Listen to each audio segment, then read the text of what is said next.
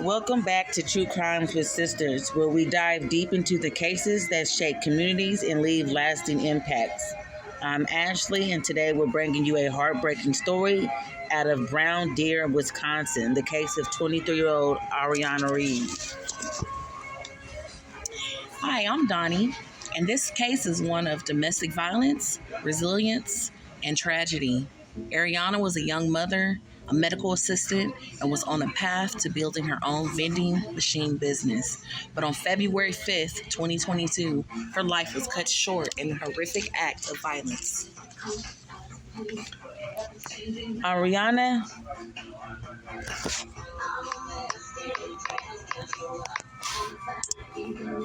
Arieuna had recently moved out of her ex-partner's apartment, but she was committed to co-parenting their 2-year-old son, Egypt. That morning, she had just taken him to soccer practice and was dropping him off at his father's apartment when the unthinkable happened. Her ex-26-year-old, Lavelle Huddleston, shot her from the balcony as she was leaving. Two bystanders, Michael Anderson and Eric Lewis, tried to help her, but Huddleston opened fire on them as well. Michael Anderson tragically lost his life, while Eric Lewis survived with gunshot wounds to the leg. And in a chilling turn, Huddleston went on Facebook Live before turning the gun on himself. The entire incident stemmed from a domestic dispute, leaving a community in shock and a child without his mother. This case raises so many questions about domestic violence, warning signs, and the devastating consequences when situations escalate. Today, we'll explore the details, the impact on Ariana's family, and what can be done to prevent tragedies like this. Stay with us as we unpack this heartbreaking case and honor the memory of Arieuna Reed.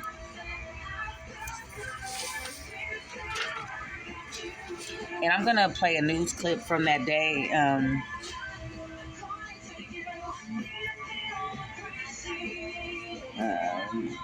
All right.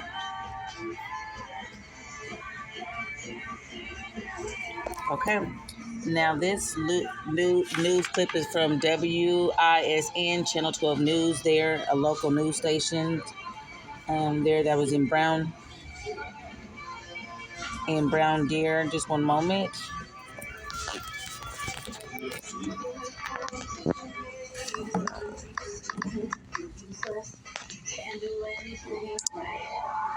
12 News exclusive, dramatic new video from a deadly balcony shooting in Brown Deer. A warning, the video may be difficult to watch. Oh my God, they're having a whole shootout.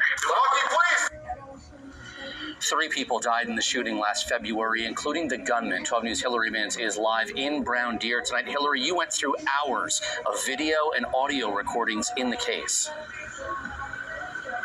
Well, Patrick, we received these videos and the recordings as part of an open records request, and we make these requests in an interest of transparency anytime there's a police death investigation. And in this case, the investigation is complete. The victim's family still very much grieving, and what you're about to see may be difficult to watch. That shooter opening fire from a balcony right here. 911, what is your emergency? Oh my God, they're having a whole shootout. There are the never-before-heard 911 calls as a gunman opened fire at the Park Plaza Apartments in Brown Deer last February, killing 2 people. So someone was shot already? So someone's shot right now in the parking lot? Yes, in the parking lot, dying. From a balcony, police say Lavelle Huddleston shot and killed the mother of his child, Arieuna Reed, and a neighbor, Michael Anderson, who tried to help her. I got shot. Okay, hold on one second, don't hang up. Meanwhile, Huddleston on Facebook live streaming as he fired at police. We got talking. They not just shooting at you. Huddleston hit a squad car but missed the officers, who never shot back. That was confirmed by outside investigative agency Wauwatosa Police, who counted and documented the officers' rounds in their firearms. And inside the apartment, his own 2-year-old little boy. Have somebody come get my son. Outside, the Milwaukee tactical team moves in, shields up, guns drawn. Milwaukee police, room 214. Open the door. Apartment 214, it's the Milwaukee police. It's open. They make it to Huddleston's apartment and quickly learn the shooter took his own life. Suspect is down. Okay. Not moving. Got one shot to the head. Then officers rescuing the little boy unharmed. Hey, buddy. Hey, let's pick him up and get him out of here. Come on, kiddo. I got the kid coming out. Hillary, as you mentioned, the Wauwatosa Police Department is the outside agency that investigated the shooting. Another one of our sources that we used was Essence Magazine, who did an article using this case and the tragic murder of Arieuna Reed to bring awareness to not only her tragic ending, but also mental health for Black men and how it's ignored. I wanted to highlight information that was told to Facebook during the Facebook Live 8-minute recording that Huddleston did.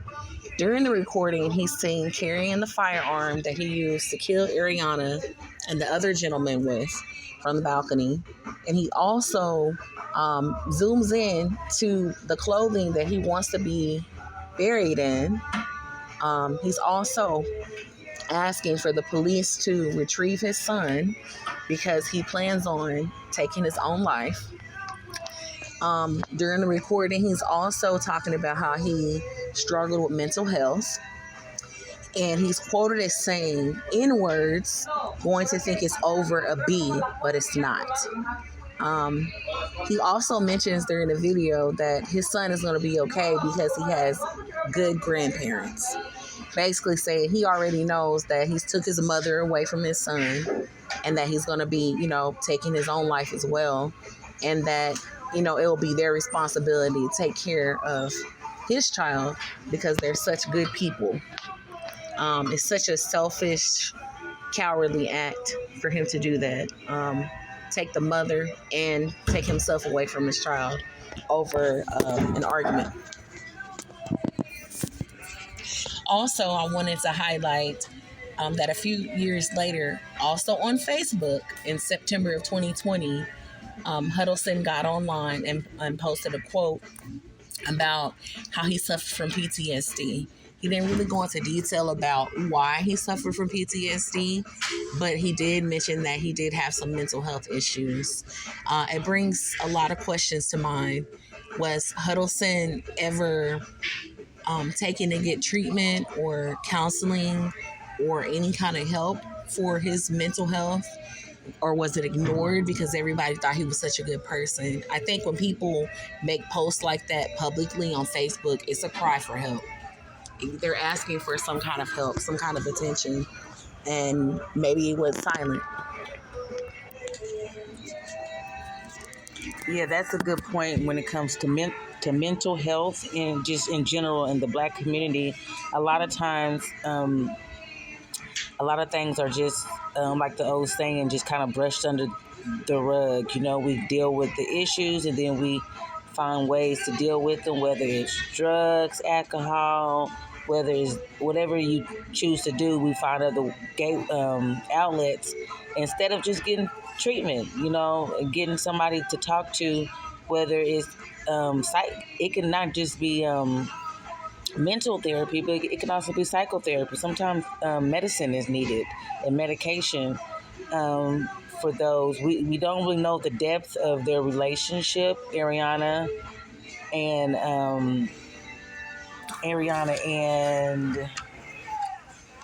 Larvell. We really don't know the depth of the relationship, but she felt like she was safe enough to come there after the soccer game, and she felt like it was safe. A lot of times we give that benefit of the doubt because we love that person, or we still got love for that person. But a lot of times, ladies, or gentlemen, I'm not just going to say ladies because gentlemen can be in situations like this too, is that you need to be safe. That's the key thing. Be safe no matter what. Sometimes meeting at public places or things that will be make you feel more safer would be just kind of the thing, and that can just be years and years down the line. You have to build up that trust especially when there's some type of mental health involved, like, because you never know what somebody is going through.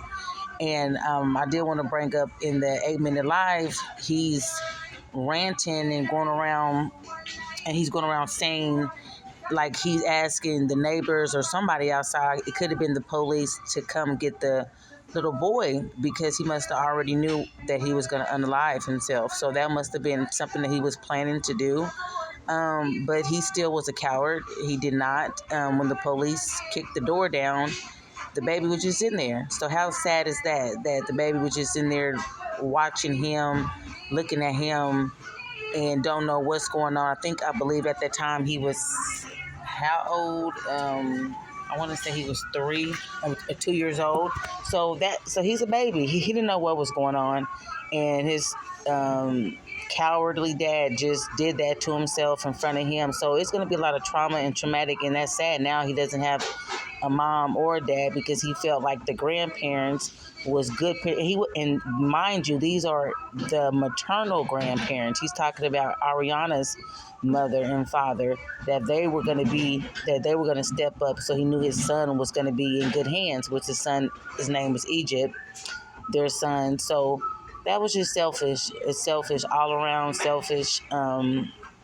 Selfish. And what I want to bring up a highlight too is that when it comes to narcissism and people having this control over you, whatever the relationship was, like I said, it wasn't much information when we was doing research about their relationship and how it ended. But she was outside. So let's say that they was arguing. That lets me know that he let her go all the way outside, and his anger built up, and he let her go outside because he shot her from the balcony. So she had made it to her, she was already outside, making it to her car, and then he thought about it, was like, you know what, I'm not going to let her leave. That's like a true narcissist. So I feel bad for the innocent bystanders as well, because he was on a kamikaze mission. So he didn't care. So if anybody would have been involved, like one of them actually died, and the other was shot. So the Eric Lewis survived. Michael Anderson was tragically lost his life. Just try to be helpful, and see somebody that was in distress and going through a domestic dispute, and was just there at the wrong time in the wrong place. That was a great point, Ashley. I also wanted to piggyback on what you said about mental health. In this particular episode with Arieuna Reed, there's a 2-year-old child involved. And then the prior one we did with Jasmine Dunbar, there was a 7-month-old little girl that was involved. I think it's very important for us as a community to take into fact that these children are going to have trauma. They're going to have a void where their parents used to be, whether their parent passed away or their parent is currently in jail for the acts that they did. And they're going to need support. They're going to need mental health help. We have to start looking into our children's problems, especially when they have this kind of tragic loss. We can't just sweep it under the rug and say, oh, well, we'll provide a better life for them. Their mental health needs to be involved in that too, especially when... Or buying things. A lot of times people buy your love or buy your forgiveness or buy things to make you happy. That's just a temporary fix. I am an advocate for mental health. I believe that if there's something wrong, there's always somebody to talk to. I always say, go talk to somebody, because a lot of times those therapists or those psychiatrists, that's what they do, and they don't know you, so they can't judge you. So it's if you're always thinking about, like, I don't want to be judged, or I don't want to look like this, believe me, they hear all types of stories. They're not there to judge you, they're there to listen. And sometimes medication helps. Like, sometimes you need that just to be able to have those clear thoughts in your so you can think logically about things. Also, if you need a place to start, I know in Texas you can call 211 to get mental health referrals. You can also contact your local public school district or school counselor for children that might need mental health help. Your your state health and human services normally has good resources that are limited cost or covered by insurance or Medicaid or Medicare. It's all about getting that help. It's nothing to be ashamed of. And I do want to piggyback on what she was saying, just so I can release those numbers. The domestic violence hotline is 1-800-799-7233. Also, too, for mental health specifically, you can call 1-800-662-4357. Those are toll-free numbers to be able to, and a lot of those people that's on there, they're trained to be able to help you and get you to the right resources. Well, we appreciate your support for Crime with Sisters, True Crime with Sisters thus far. If you have any comments or suggestions or any stories you would like us to dive into, please leave them in the comments. Please like and subscribe. All right. See you next time.